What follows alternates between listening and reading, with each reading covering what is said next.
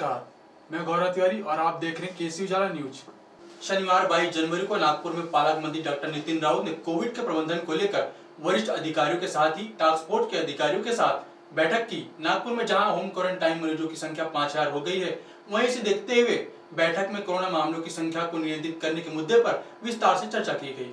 पालक मंत्री नितिन राउत ने अपनी प्रेस कॉन्फ्रेंस में कहा कि जब तक बहुत जरूरी ना हो घर से बाहर ना निकले, लक्षण दिखाई देने पर अपनी जांच कराएं, मास्क अनिवार्य है, बिना मास्क पहने घर से बाहर ना निकले, टीकाकरण के बिना कोरोना से कोई बचाव नहीं है, इसलिए युवा से लेकर बूढ़े तक आप जिन टीकाकरणों में पड़ते हैं उनका तत्काल लाभ उठाएं। कोरोना संक्रमण हो गया है तो सावधान रहें, प्रशासन हर सुविधा मुहैया कराने को तैयार है। मैं सुरक्षित हूँ, मेरा नागपुर सुरक्षित है अभियान का आत्म अनुशासन के साथ जवाब दें।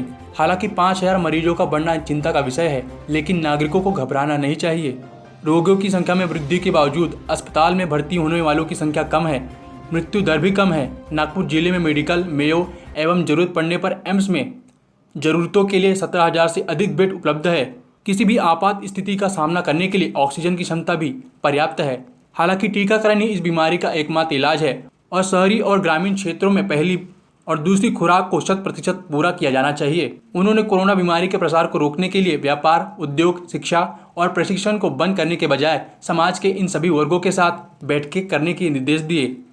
हर घर, हर दुकान, हर बाजार में कोरोना के प्रकोप को रोकने की जंग का प्रयास किया जाए कि बिना मास्क पहने घर से ना निकले, हाथों को बार बार सैनिटाइज करें, सामाजिक दूरी बनाए रखें। उपरोक्त सभी तत्वों के साथ बैठक कर अपील की जाएगी।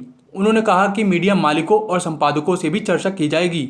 टीकाकरण में तेजी लाने के अलावा उन नागरिकों को ढूंढें और उनका टीकाकरण करें जिन्हें अभी तक एक भी खुराक नहीं मिली है। भीड़ को नियंत्रित करने के लिए दंडात्मक कार्यों की संख्या में वृद्धि, स्वास्थ्य के अनुकूल अवधारणाओं को बढ़ावा देना, एक कोविड सुविधा डैशबोर्ड पोर्टल लॉन्च करना, एक कोविड देखभाल प्रबंधन प्रणाली शुरू करना, कोविड सेल्फ किट के लिए भोजन उपलब्ध कराएं। औषधि प्रशासन ने रिकॉर्ड रखने के निर्देश दिए हैं। उन्होंने कहा है कि अगला एनआई सप्ताह नागपुर के लिए महत्वपूर्ण है और मरीजों की संख्या में वृद्धि को देखते हुए जिले में स्कूल शुरू करने का निर्णय लिया जाएगा। इस संबंध में अगले निर्णय की घोषणा जनवरी में की जाएगी, तब तक स्कूल बंद रहेंगे। उन्होंने कहा कि नागपुर में कौन से नए निर्णय, इस पर फैसला 26 जनवरी के बाद ही लिया जाएगा।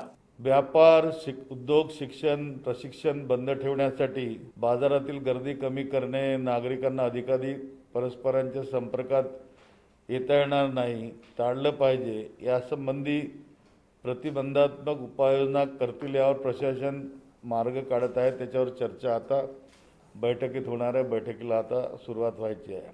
लोकसहभाग सुद्धा आवश्यक आहे। ज्या प्रभागामध्ये किंवा ज्या मानपा झोनमध्ये सगळ्यात जास्त रुग्ण वाढत आलेले आहेत त्यावर संपूर्णपणे आम्ही नजर ठेवून आहोत। नागपूरचे सेकंड डोज 100% झालेले आहेत। 18 ते 20 वर्ष वयोगटातील लोकांचे सुद्धा आता 60% पर्यंत आपण आलेलो आहोत। आमचा भर लोकांमध्ये अवेअरनेस वाढवण्याचाच आहे आणि त्यात त्यांनी सहभाग आम्हाला द्यावा, सहकार्य करावं ही अपेक्षा या ठिकाणी आम्ही ठेवून आहोत। आम्ही असे काही रिस्ट्रिक्शन्स लावणार नाही ज्यामुळे लोकांचं नुकसान होईल, त्यांच्या व्यापारावर, उद्योगावर, नोकरींवर परिणाम होईल।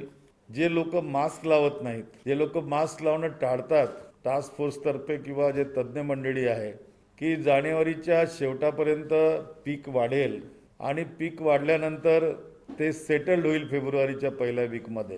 तर आम्ही पूर्णतः या सर्व प्रकरणांवर नजर ठेवून आहोत आणि ज्या वेळेला असं वाटेल की आम्ही कुठेतरी कमी पडतो आहोत त्यावेळेला रिस्ट्रिक्शन्स निश्चितपणे आम्ही लावणार। आम्ही आता तरी कोणत्याही प्रकारचे रिस्ट्रिक्शन्स लावण्याच्या परिस्थितीत नाही आहोत। लोक बरं होण्याचं प्रमाण सुद्धा चांगलं आहे, स्पीड जास्त आहे पॉझिटिव्हिटीची। तर ज्या लोकांना चेक करण्यात आलं त्यामध्ये 4 लोक पॉझिटिव्ह सापडले। आता तुम्ही सगळे इथं आहात, तुमच्यामध्ये कोण पॉझिटिव्ह आहे कोण नाही आहे कळत नाही। आज के लिए बस इतना ही। देखते रहिए केसी उजाला न्यूज।